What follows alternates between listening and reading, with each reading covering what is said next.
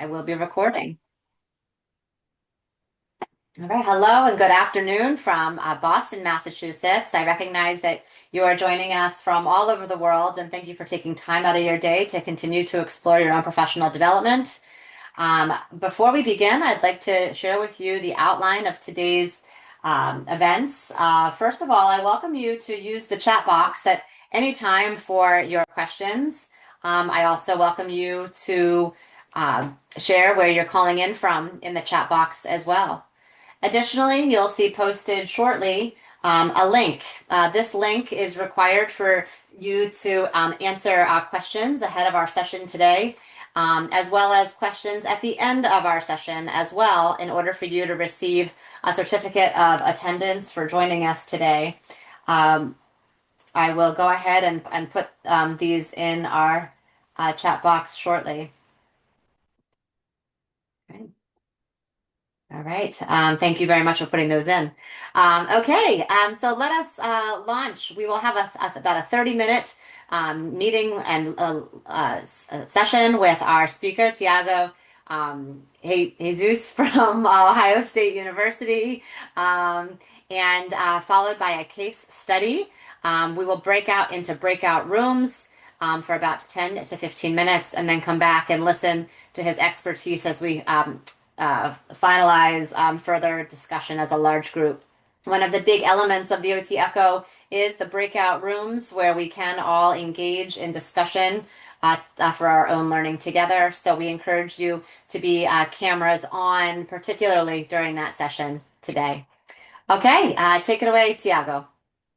Awesome. So yeah, I'm going to share my screen first and and get sure that I'm minimizing all of what could be some noise. Okay, awesome. So thank you very much in the first place. It's my pleasure to be here and to take on this invitation. And I'm really excited to speak about this topic. And essentially this is on advocating the need to expand OT services. And based on key concepts for elevator speech and other communications delivered to non-OT audiences.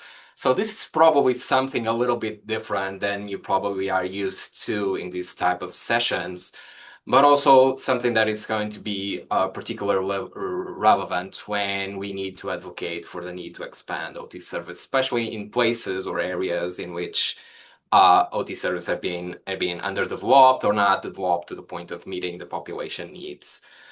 Yeah, I will take this opportunity to do this today. But before doing so, introducing a little bit myself. So I'm an occupational therapist, an assistant professor in the occupational therapy division at The Ohio State University. And I've had several different experiences throughout my career. First postdoc in global health and health workforce in a WHO collaborating center in Lisbon. By the way, I'm Portuguese by origin. And then a second postdoc in rehabilitation health service research at Northwestern University in the United States.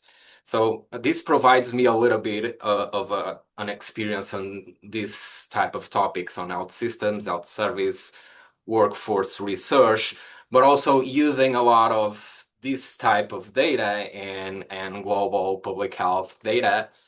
I'm sorry, I clicked on something and okay, I think I'm there. And this provides me a little bit of background on using data and research more from a public health systems, health service, and workforce perspective to advocate for the need of more occupational therapy and rehabilitation services overall. So I've been developing my expertise in what I will call a global public health perspective, which embraces both global public health or global health perspective, as well as local community development. And there is one common thread on that, which is there are underserviced areas, both within the United States, but also in low and middle income countries elsewhere. And I'm interested in addressing all of those needs in underserved areas. And that requires, on my end as a researcher, building some data for that, but also disseminating that data in research to policymakers, to our planners and decision makers as well. So yeah, that is a little bit of the background on this type of presentation, that it's not clinical in essence.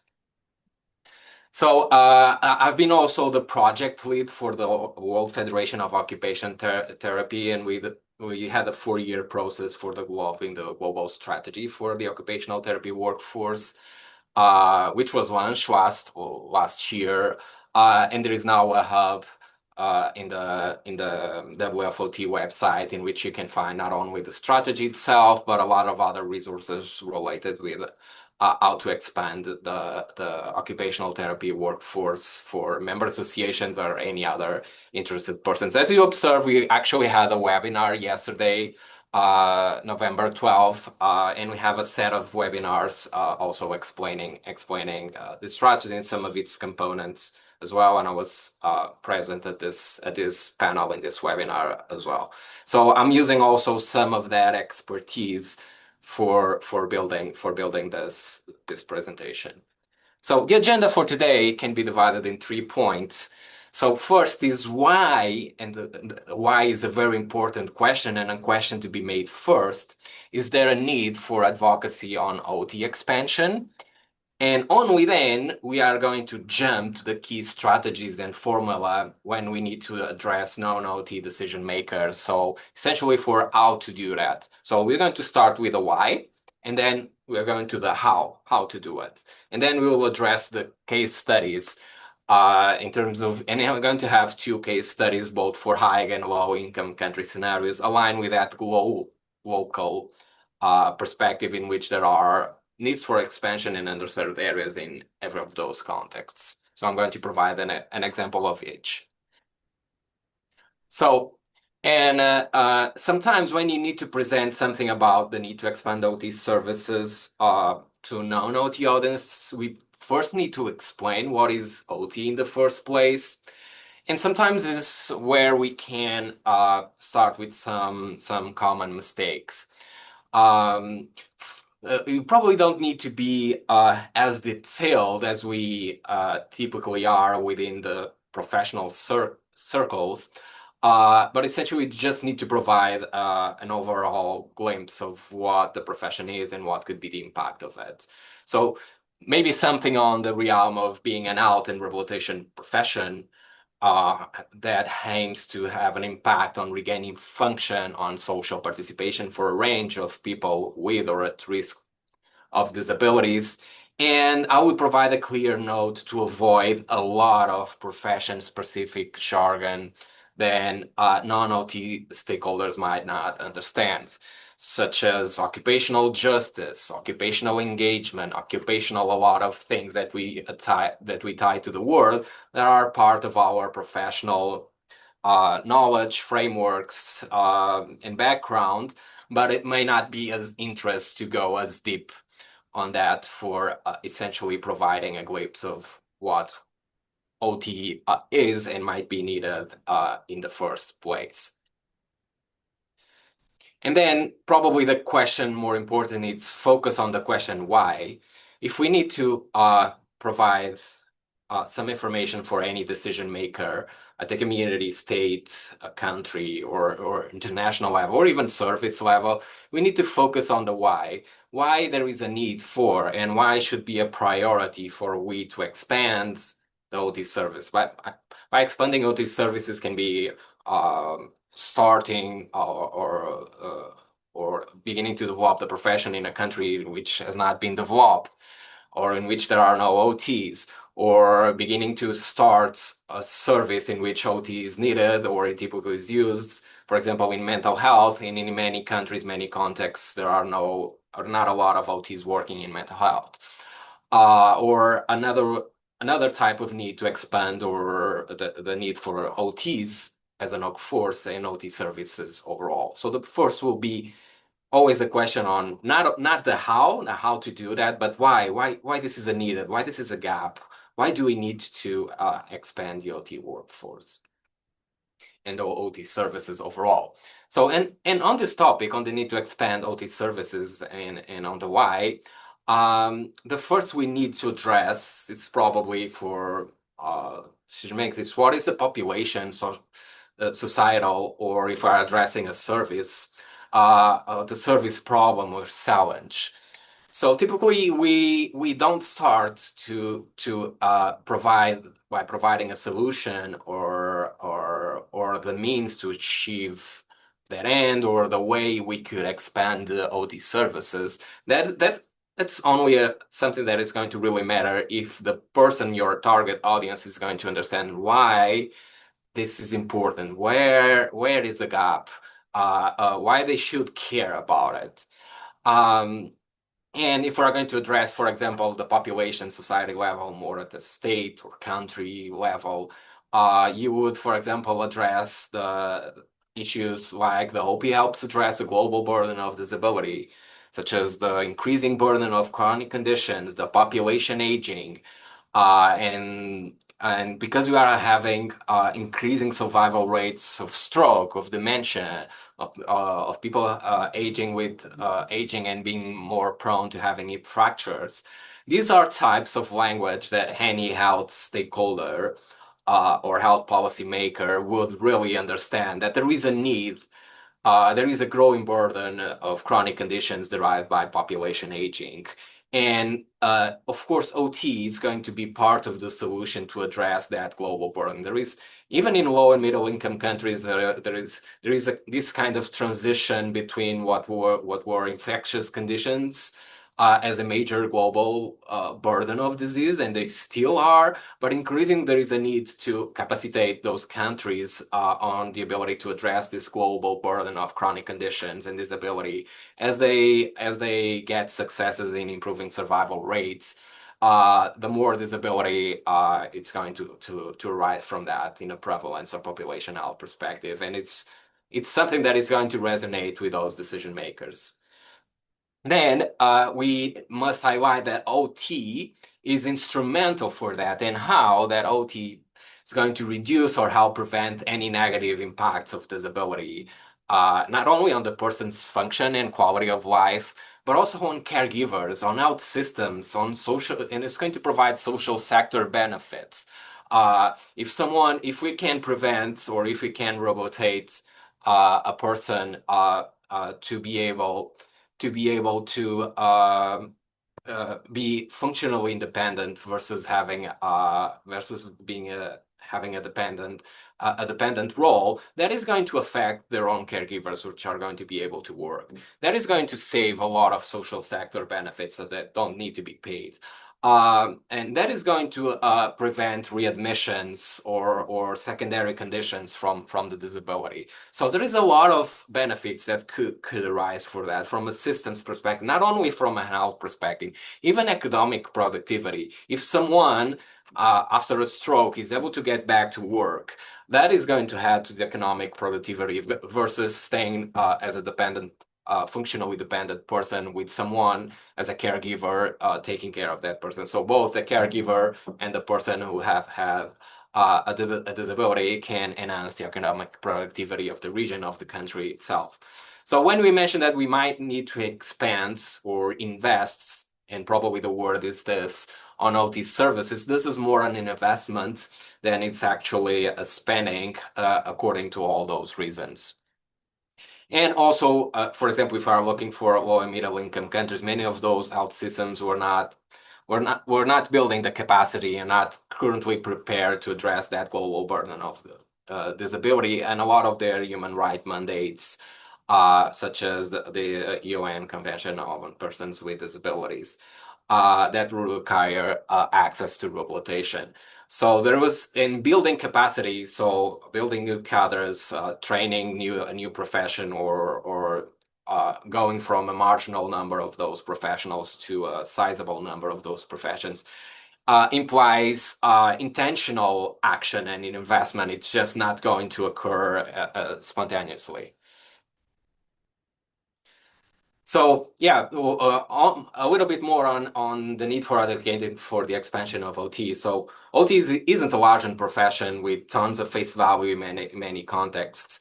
So it's not the expansion. It's not going to emerge just automatically. So and especially in contexts where this profession is absent or even marginal in marginal capacity, it's not going to emerge out without evidence-based effective advocacy and intentional action for that. So and the advocacy will be a way to do that. Also, advocacy on the need to expand OT is needed for transforming population need for OT services into the demand for these services.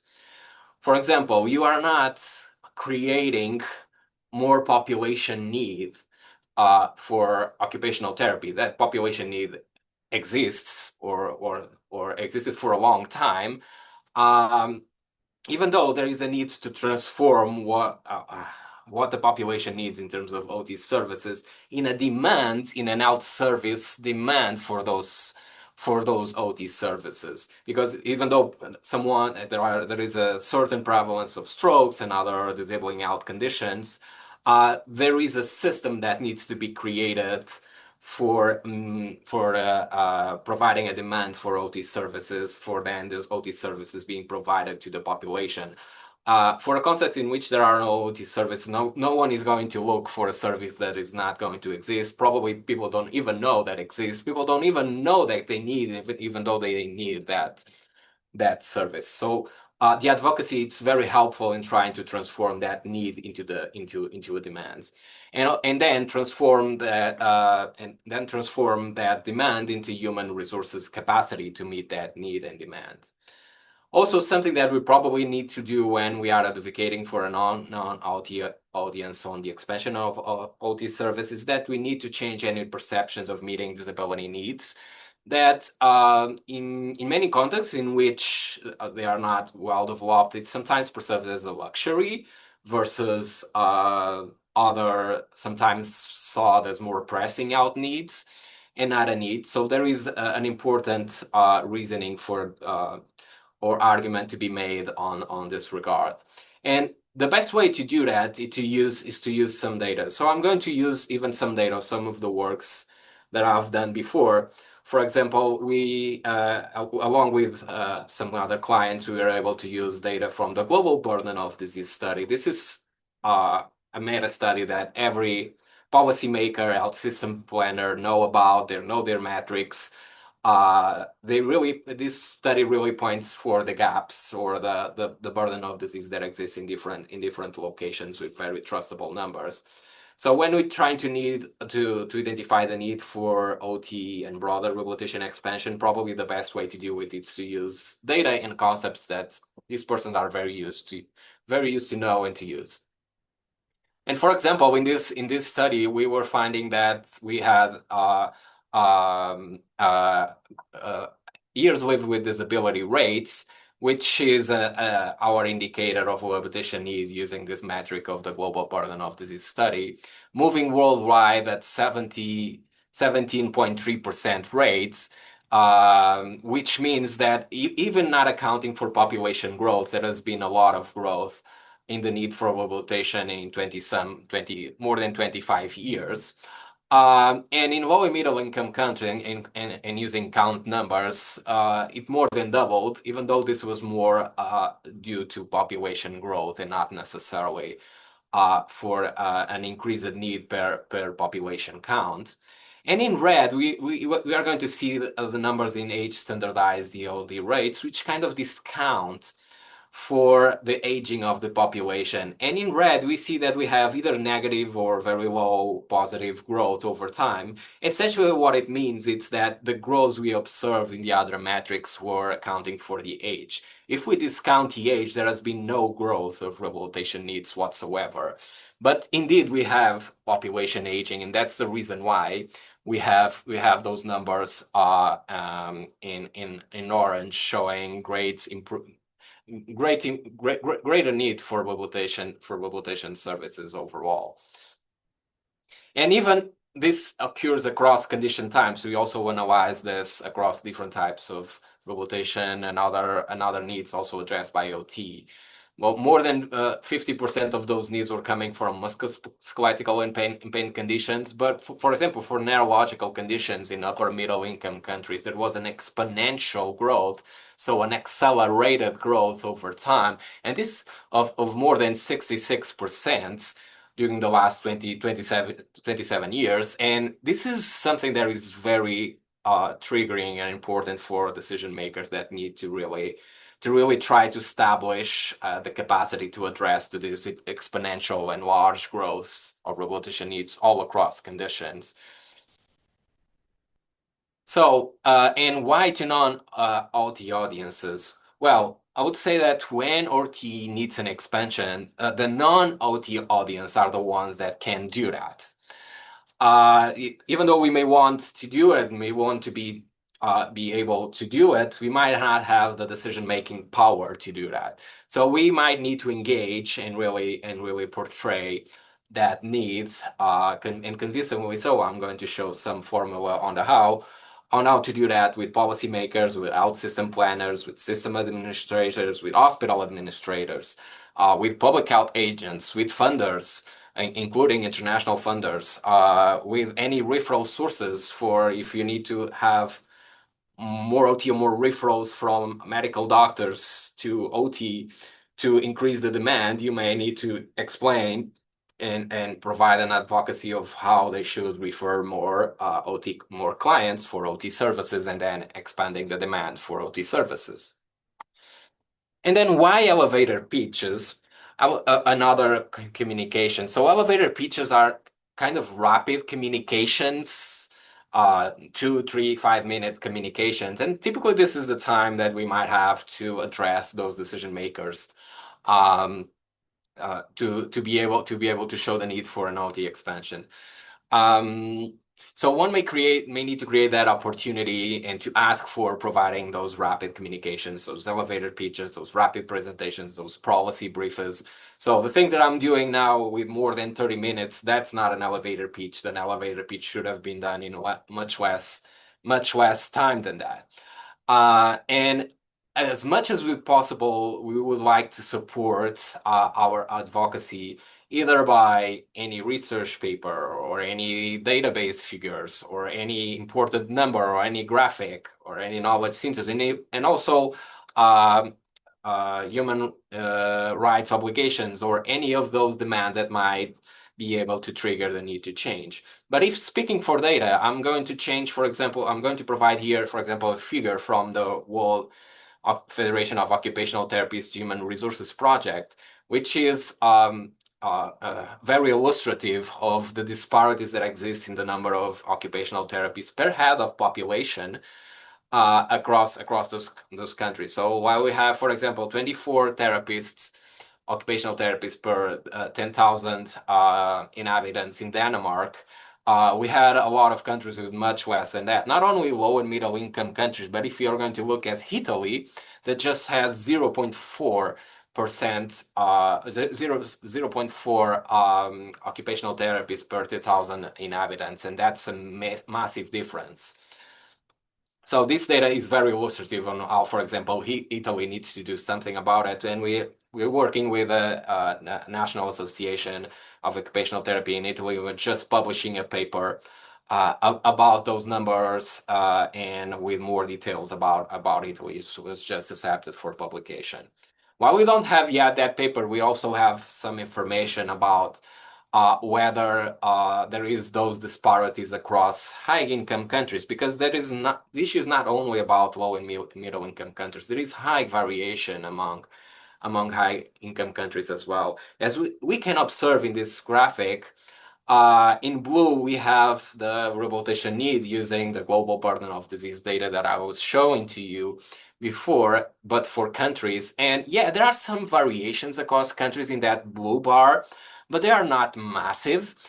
Essentially, the major variation it's in the orange bar. So we can't say, and we did this with statistical model as well. There was no significant relationship between the need of the population for rehabilitation for and the number of occupational therapists and physical therapists combined, which means there are some countries lagging behind, and it's very easy to use and illustrate those numbers to show which countries are lagging behind others. So it's not just the quality of the argument, it's that you have substance and numbers to uh, provide some background to your ask. And then a rapid sell. So if we're going to just have a few minutes for selling our point on the need to expansion for OT, what is going to be a formula for doing that? So one type of formula that we could use is this CSOY formula, and C stands for challenge, S for solution, O for outcome, and A for ask. And this is by this order. So we typically need to start with a challenge for the population, for the health system, for the health service. So where is the gap? What is the problem? How much is it? What are the factors that are leading to the need for we to expand OT? And then, only then, we can come up with some content for the solution with OT being part of it. And sometimes we can frame it only OT as the solution, but sometimes it's also useful to use OT as part of the solution while highlighting the uniqueness of OT, but not necessarily framing as OT as the single best solution for everything. But providing just a solution after we highlight this challenge. And after we highlight, well, what we need to do in terms of a solution, so we need to train more OTs.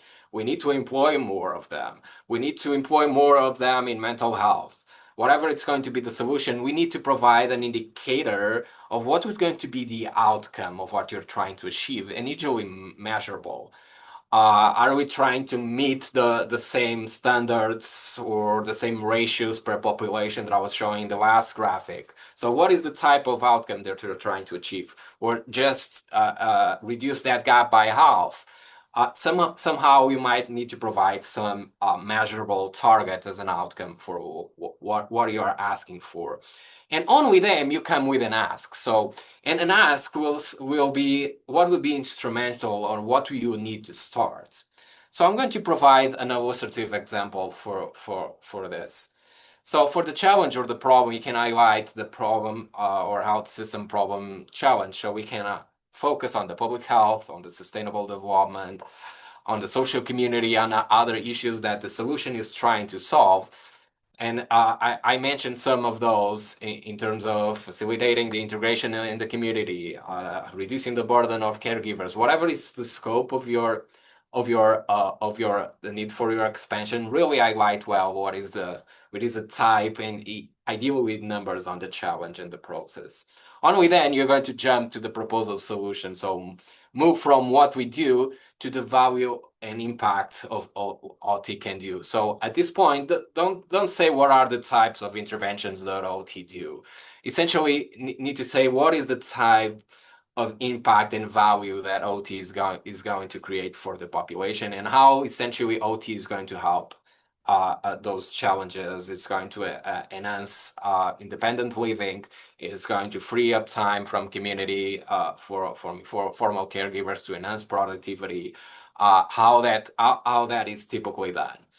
And acknowledge and frame advances in other contexts, in other professions and cadres as well. So we don't want to be seen as someone really or excessively biased to one side of the solution, or for OT to be the solution or the magic pill for all. Typically when you can frame the solution in the context of other developments that also need to occur. And then in terms of outcomes, so stack the expected short-term project outcomes that will be ideally quantifiable as well as envisioning the long-term impact. And on we then come for an ask. Just in the ask will be just the needed resources for initial tangible capacity building project. So while you might think big, you may start small. So in your ask, you will be very specific. So I will need this type of resources, or we will start this need to expand the education of OTs with one particular program in one particular university with this amount of pilot resources just to start things off. And then eventually with the potential to scale it up if all things go well, if you are going to evaluate that pilot project. And then we're going to ask later on for more resources. And be specific on the cost and address any cost versus investment issue. They're not necessarily asking for just resources that are going to be just costly, but you are going to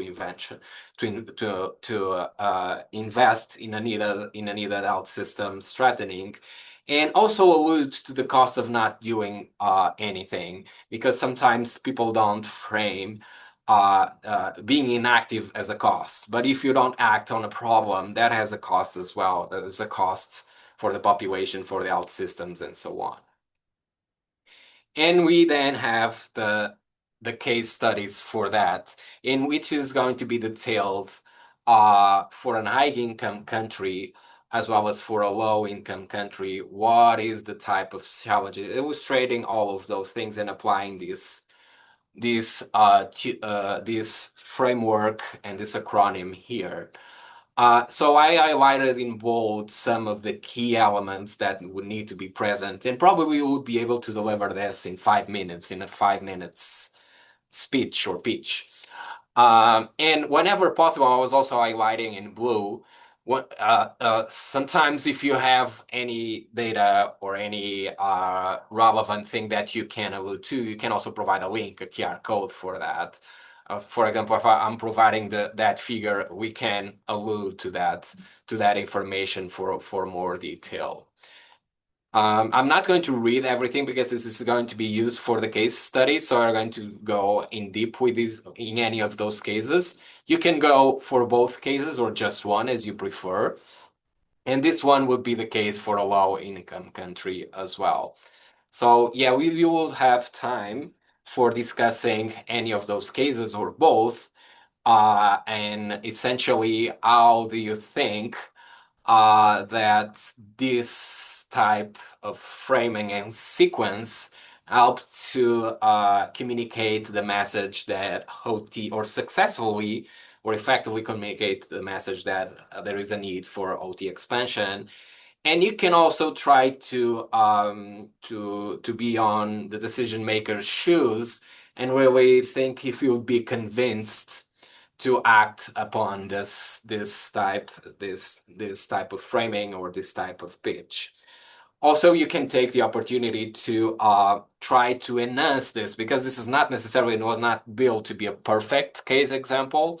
So there is always room to add some nuances or refine some of the context here and there. So if you can add to it, or I would rather address this topic with some different words, or emphasize a little bit more other aspects which are not the ones that are bolded here, that will be part of the exercise as well.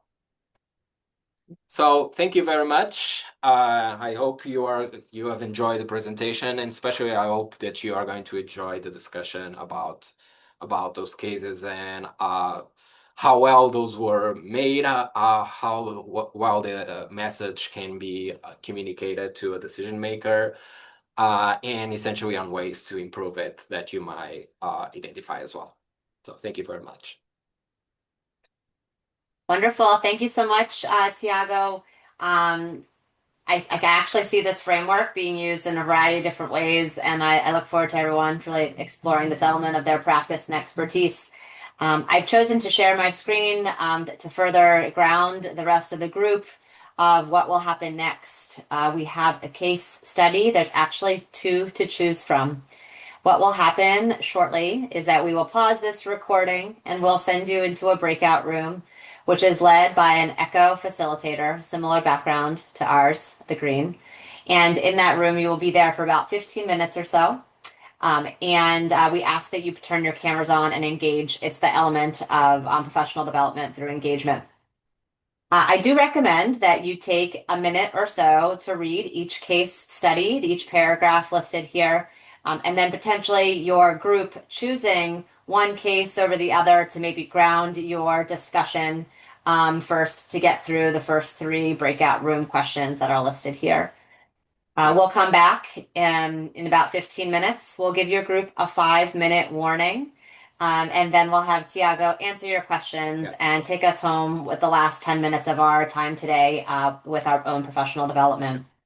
Just to mention that Great. in the slides there is a little bit more detailed information about the case. In that one-page sheet was a summary of that, so you Summary. can go to more detailed case as well. Great. Okay. All right. What we'll do is I'll pause this recording and wonderful. Welcome back. I hope that you had enjoyed the time of being able to either speak or listen and contribute to immediate application. Tiago, we will actually lead you off. We have just a few minutes left, so maybe either any concluding thoughts or any questions you'd like to ask back to the room for a large group discussion to end us in a few minutes. Yeah, I would like to probably emphasize one message. If we want to have a take home message and just one, my message would be that there is a sequence of what we need to in which we need to communicate, ask for expanding OT service for a non-OT audience, and that sequence can start with the ask or with a solution or with the outcome of that solution. We need to start with a problem, with a challenge first, and on we then move to